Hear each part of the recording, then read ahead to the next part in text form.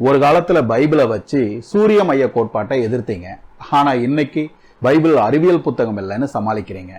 ஒரு காலத்துல பைபிளை வச்சு பரிணாமவாதத்தை எதிர்த்தீங்க.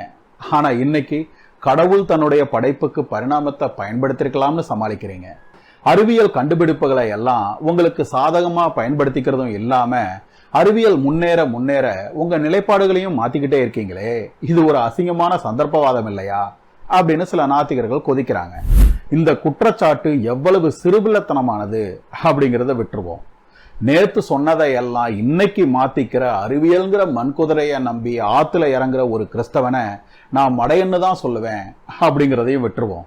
என் கேள்வி என்னன்னா, அறிவியலை வக்காலத்துக்கு இழுக்கிறது, அறிவியலுக்கு ஏத்த மாதிரி தங்களோட நிலைப்பாடுகளை மாத்திக்கிட்டே இருக்கிறது, இதெல்லாம் கிறிஸ்தவர்கள் மட்டும்தான் செய்யறாங்களா? நாத்திகர்கள் செய்யறதே இல்லையா? சொல்ல போனா தனது கட்சி தான் சரின்னு சாதிக்க அறிவியல்ங்கிற ஒரு குறுக்கு வழி இருக்குதுன்னு கிறிஸ்தவர்களுக்கு கத்து கொடுத்ததே நாத்திகர்கள் தானே. யோசிச்சு பாருங்க.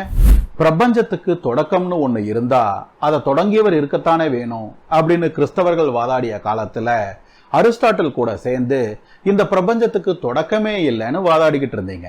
ஆனா பிக் பேங் தியரி வந்து இந்த பிரபஞ்சம் 1800 கோடி வருஷத்துக்கு முன்னாடிதான் பிறந்துச்சுன்னு சொன்னப்ப அரிஸ்டாட்டில தூக்கி எரிஞ்சிட்டு பாருங்க, பைபிளோட 6 நாள் படைப்புங்கிற கதைய பிக் பேங் தியரி பொய்யாக்கிடுச்சுல்ல அப்படின்னு பிளேட்டை திருப்பினீங்க.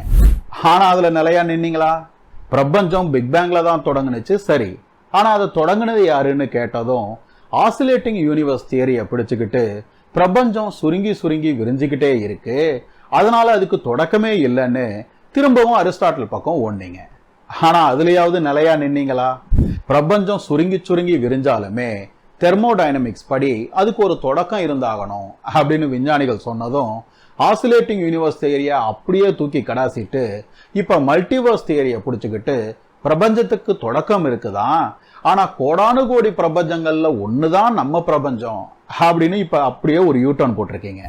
ஆனா மல்டிவர்ஸ் தியரியிலும் சில கேள்விகள் இருக்குல்ல, அதுக்கு பதில் சொல்ல நாளைக்கு இன்னொரு தியரி வரும் இல்ல, அதையும் பிடிச்சுக்கிட்டு அப்பவும் ஒரு யூட்டர்ன் போடுவீங்க. கிறிஸ்தவர்களாவது கடவுள் உண்டுங்கிறது மட்டும் இல்லாம படைப்பு, ஆன்மா, அறம், அற்புதங்கள், மறுமை போன்ற விஷயங்களையும் மாறாம பிடிச்சிருக்கிறோம். ஆனா நாத்திகர்கள் கடவுள் இல்லைங்கிற ஒரு விஷயத்தை தவிர மற்ற எல்லா விஷயத்தையும் அறிவியலுக்கு ஏற்ப மாத்திக்கிட்டே இருக்கிறீங்க. கிறிஸ்தவர்களே சந்தர்ப்பவாதிகள்னு சொன்னா அப்ப நாத்திகர்களை என்னன்னு சொல்றது?